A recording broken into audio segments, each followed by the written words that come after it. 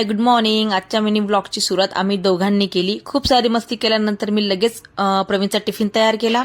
त्यांना टिफिन दिल्यानंतर लगेच मितांसाठी नाचणीची पेस्ट तयार केली. नाचणीची पेस्ट मितांशला प्रचंड आवडते नाश्त्यासाठी. माझा नाश्ता अजून करायचा बाकी होता. माझ्या नाश्त्यासाठी मी सिंपल पोहे केले, त्याबरोबर अंडी आणि फ्रुट्स घेतले. नाश्त्यासाठी मितांशने सुद्धा त्याचा सहभाग नोंदवला. सकाळचे 10 वाजले होते आणि बेडरूम अजून आवरायचं बाकी होतं. मी लगेच बेडरूम व्यवस्थित आवरून घेतलं. बेडरूम सेट झाल्यानंतर माझं एक महत्वाचं काम होतं.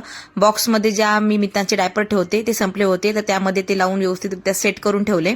त्यानंतर मी आंघोळीला गेले.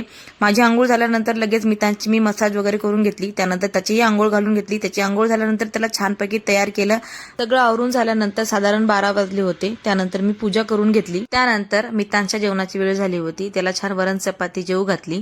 त्याच्या जेवणानंतर मी माझंही जेवण करून घेतलं. त्या मितांशने छान 2 तास झोप घेतली. उठल्यानंतर त्याला मी लापसी खायला दिली व त्यानंतर सायंकाळची पूजा करून